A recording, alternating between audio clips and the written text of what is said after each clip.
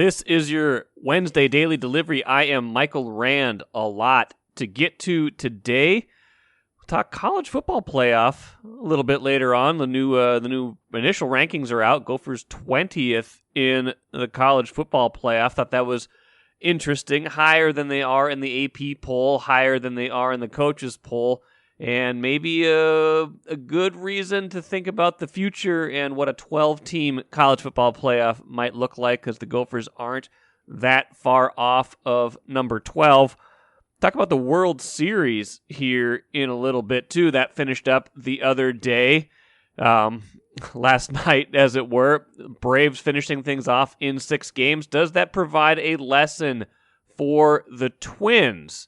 Is a question I want to get into a little bit on today's show.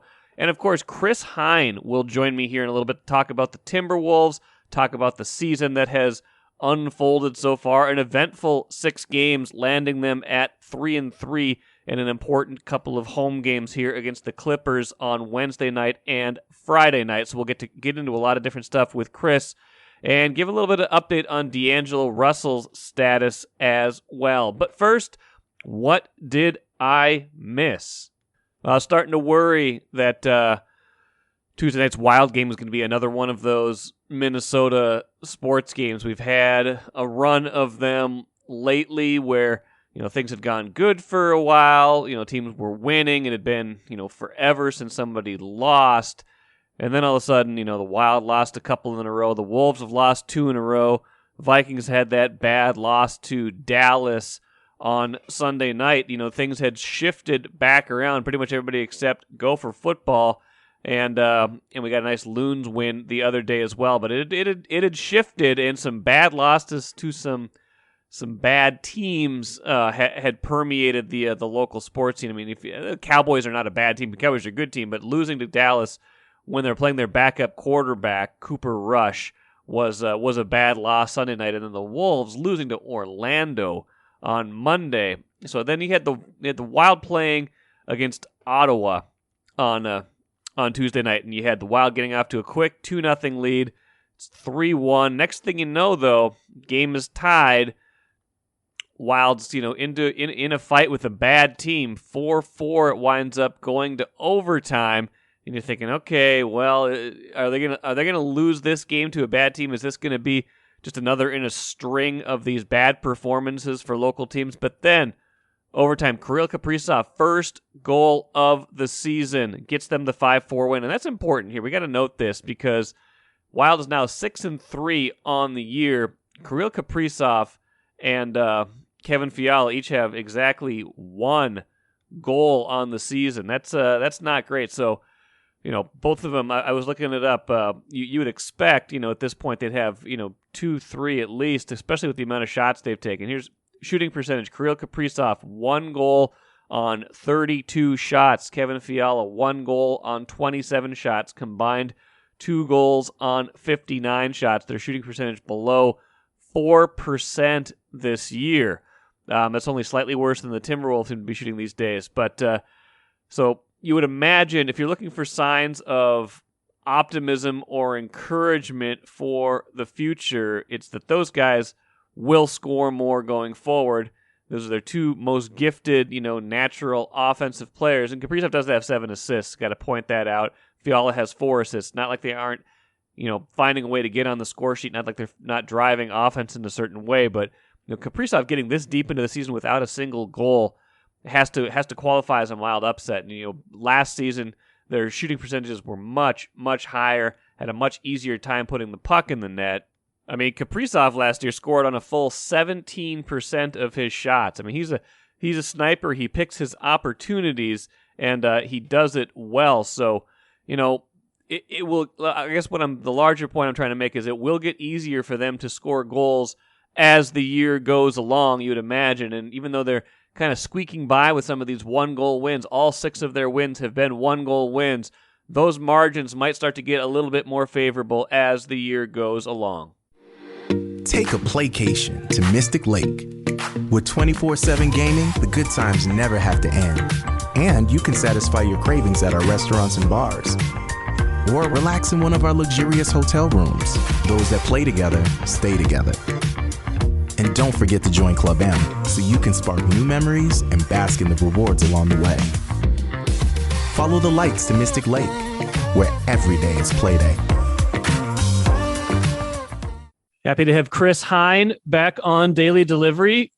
Chris, got to admit, when I started thinking about doing a Wolves segment this week, I thought it might be a happier occasion. They were 3-1. They had beaten Milwaukee in Milwaukee. Everybody was happy about the coming back after that loss to the Pelicans, and it was like, okay, we played as a team. Everybody's happy. Then they lose to the Nuggets, and I guess that's not a huge amount of shame in that, but the Nuggets don't have Jamal Murray, and it's a home game, so you'd like to think you could, maybe more often than not win that one. And then certainly the Orlando game Monday night, you're like, okay, got to have that one. That's a 1-6 team, and they're up most of that game, and then they lose by like 18. Orlando just blitzes them in the fourth quarter. First of all, what happened in that game?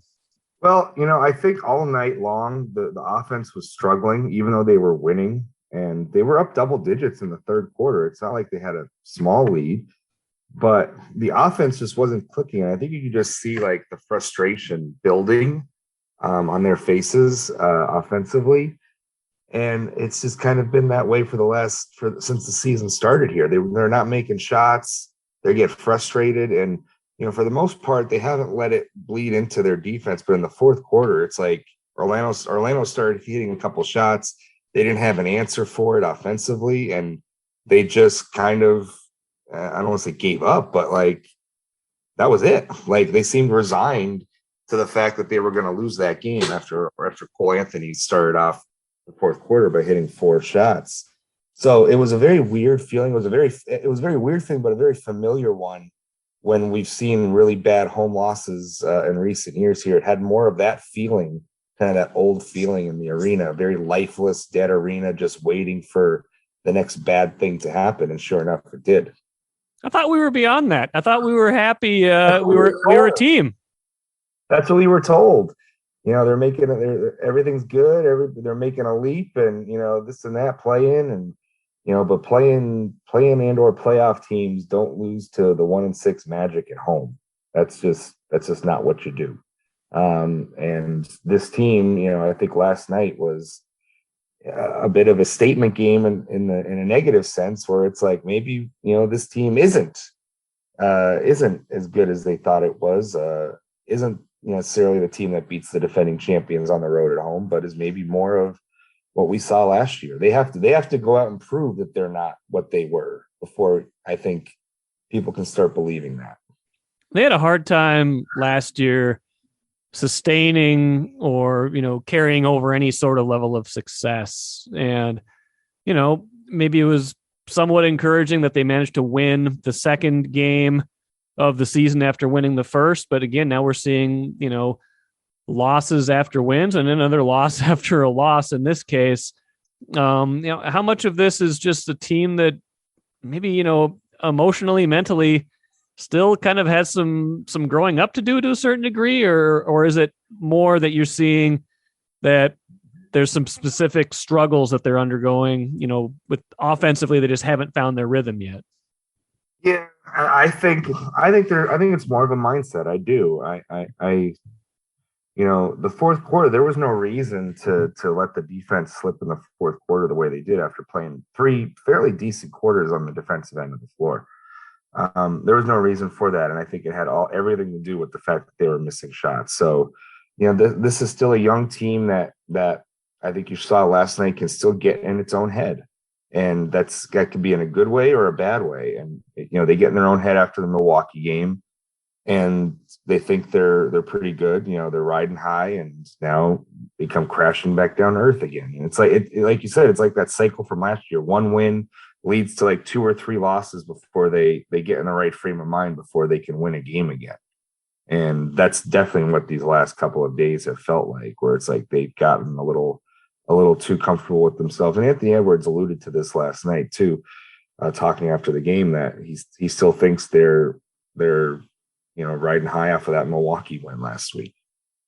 Glad you mentioned Anthony Edwards. Now get to the D'Angelo Russell ankle situation and what that might mean if he's out for any kind of extended period of time. He did miss the second half of the Orlando game, and even though he wasn't shooting it all that well, I think he was like a plus 15 in that game, so they were definitely better when he was on the court. Anthony Edwards, for the second time, maybe more than that, talked pretty extensively at length after a loss about the things they need to get better at. Am I mistaken? Am I not hearing the same things from Karl Anthony Towns, or is Anthony Edwards just getting more run out of it because he's young and we haven't heard that messaging from him quite yet? I think they all said kind of the same things in their substance last night, and from Chris Finch to Towns to Edwards, which is that shots just aren't falling right now, and that's part of it. Towns was talking about how, he and the team just have to work harder, focus in on practices better and shoot arounds, that the games are won before the game even starts.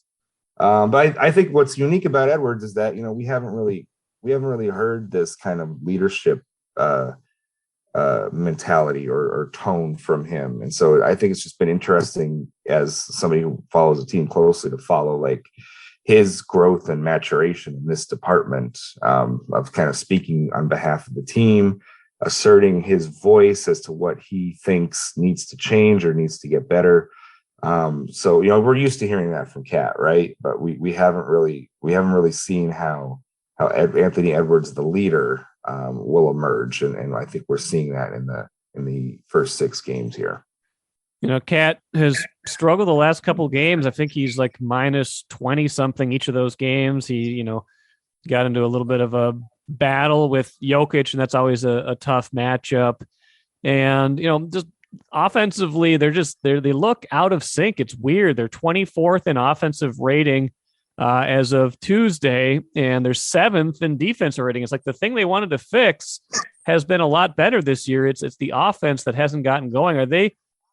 Are they confused about what is going on here with the offense? Because that was certainly supposed to be a strength.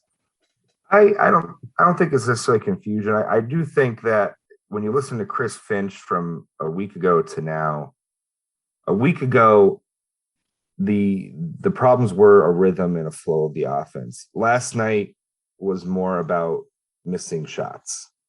And, you could say maybe the offense needs a better flow. Maybe you have to stop taking such open looks, but look, this is where the NBA is at. It's taking 53s a night, and things like that. So I think if you are looking for some silver lining there, the talk from last week to this week is not so much the structure and executing the offense. It is about just executing the shots. So, it's a small thing. It still results in bad offense, right? Whether you miss the shots or you don't get good shots to begin with. But I guess if there is a silver lining, that would be it. It's that the execution of the offense is better. It's just knocking down those open shots when you have to. D'Angelo Russell hurt his ankle in that the second, right before halftime, I believe, of the Orlando game. Didn't play in the second half. He's been up and down this year. He was not great in their first 3 games, but he was also, one of their best players in that win over the Bucks. And so it does feel a little bit like kind of as he goes, they might go. If, we don't exactly know probably won't know the severity of it until he's, kind of tested out a little bit more. But if he has to miss any kind of extended amount of time, what does that do to this team? Good question.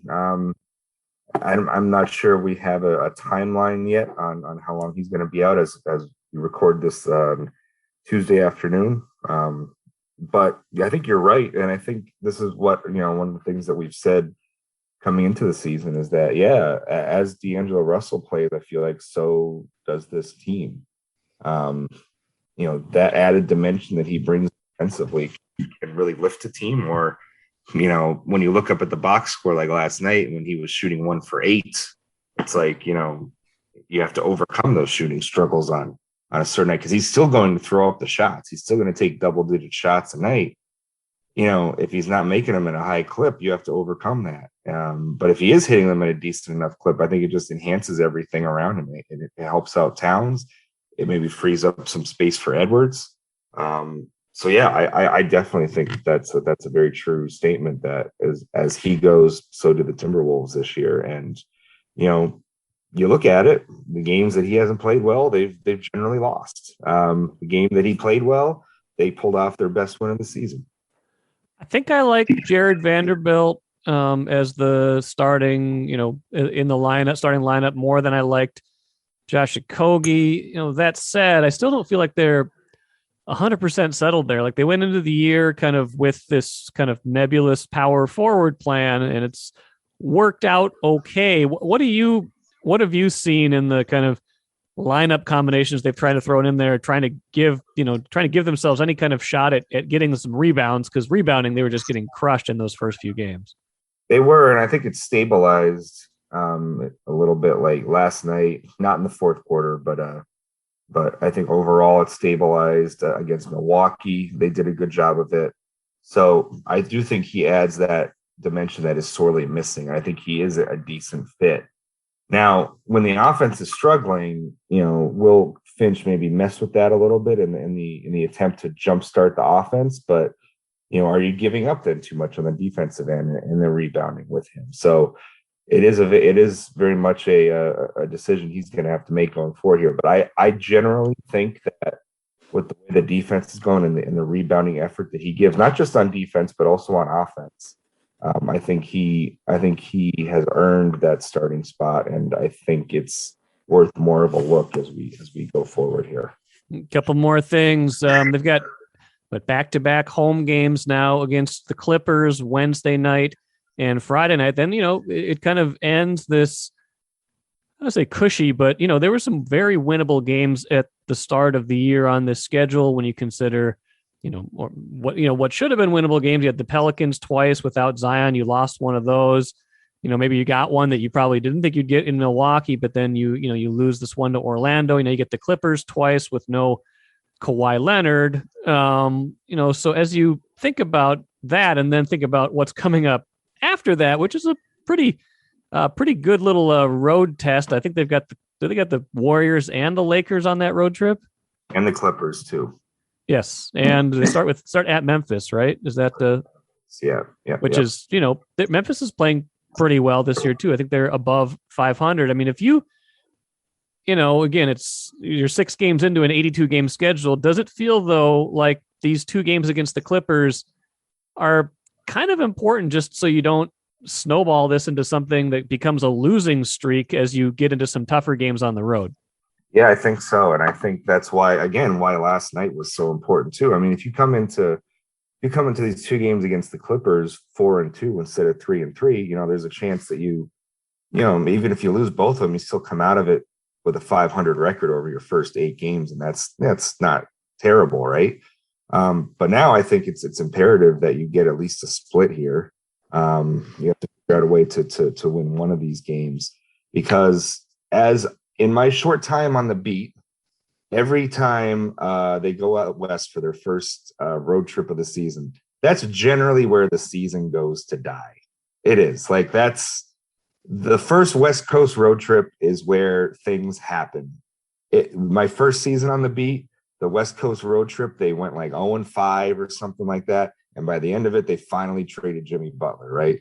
The next year, they got off to a decent start. I think they were like 3-1, 4-1, or something like that. They go out west, and the season starts to snowball in a downward direction on the first West Coast trip.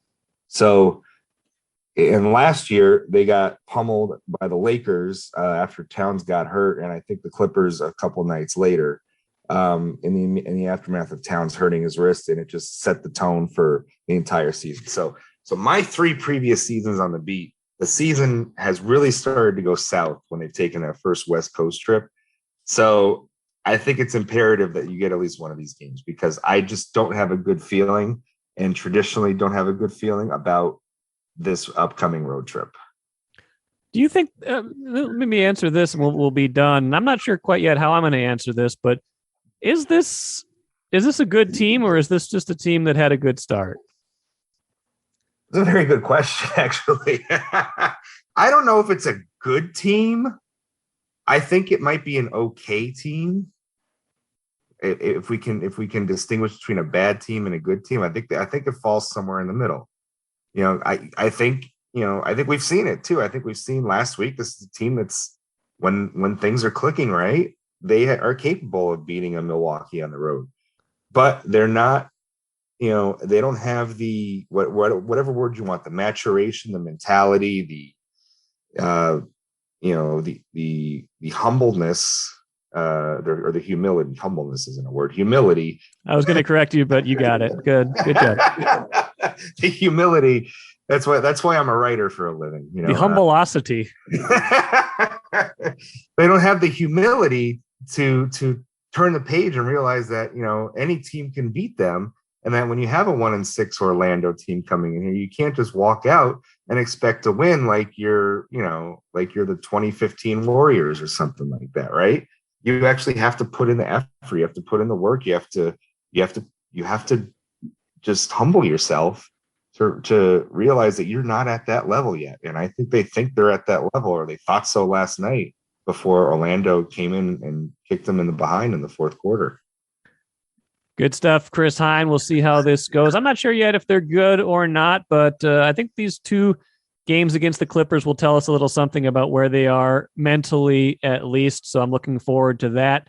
Enjoy it. We'll do this again soon, okay? Thank you, Michael. Appreciate it. Good catching up with Chris Hine, as usual. Interesting perspectives from him, as always. One thing to note for Wednesday night's game against the Clippers, D'Angelo Russell officially listed as questionable. Left that game, like we said, against Orlando with the ankle problem. That's when things went a little bit downhill for them. But if you're looking for an interesting stat, if Russell can't play tonight, it actually might help the offense based on what we've seen so far this season. The Wolves, when D'Angelo Russell has been on the court this season, have an offensive rating of just 99. That's not great. 99 for the Wolves' offensive rating when D'Angelo Russell's on the court. When he's off the court, offensive rating is 105. That measures points per 100 possessions, and that's per Basketball Reference. So, I don't think that's all D'Angelo Russell's fault, but he certainly has had a slow start to the season. Maybe things pick up a little bit when if he's not able to play. It'd be interesting to kind of see how that would work offensively for the Wolves. One other thing of note for the Timberwolves this season, their turnover percentage, 16.4%. That's the number of times they're turning it over per 100 possessions. That's 26th in the league, and their defensive rebounding percentage is still dead last in the league. Hard to get out in transition when you're not getting defensive rebounds, or you're having to keep guys in to make sure you do get those defensive rebounds. So I'll be interested to see how they play without D'Angelo Russell, if they have to play without him on Wednesday night. Let's shift our attention to the World Series. Got a few thoughts on this. First one being Trevor Plouffe, former Twins third baseman, on Twitter. This was let's find the exact date. This was March 31st of this year, 2:01 p.m. Trevor Plouffe, the tweet just says, Atlanta Braves over the Houston Astros in 6. That was his World Series prediction right before the season started. And it ends up being exactly right. Atlanta finishes off Houston in 6 games, a rout in the series clincher in Houston on Tuesday night. Atlanta wins it all for the first time since 1995. Now, I was a huge Atlanta fan growing up. That has dissipated greatly since I've been in Minnesota for the past quarter century, but still a little bit of a soft spot. So it's a cool win for me to see that for me to see them get. Now, larger points I want to make. One, they were 44-45 at the All-Star break. They were floundering all season long, for the first half of the season, beset by injuries, underperformance, things like that. And would have been pretty easy for them to just kind of say, well, it's not our year. This just isn't happening. They get to the trade deadline, though, and they're in a division that's winnable, and they go for it. They acquire a whole bunch of outfielders. They get Eddie Rosario, of course, who we've talked about plenty here, Jorge Soler, Jock Peterson, and they say, okay, you know what, I think we can still win this year. I don't think this season is officially over just yet. And what ends up happening? Well, Eddie Rosario has a huge playoffs, is great for them down the stretch, ends up being named NLCS MVP, and has a pretty good World Series too. The batting average is down a little bit, but they had him at the top of the order. He got on base a lot, kind of did his job. Jorge Soler, World Series MVP, his 3-run home run in Game 6, one of 3 home runs he hit in the series, and really kind of jump-started them on their way to that Game 6 win and that World Series championship. So I guess the point I'm making is the Twins all year were saying, we just got it. I still think we can turn this around.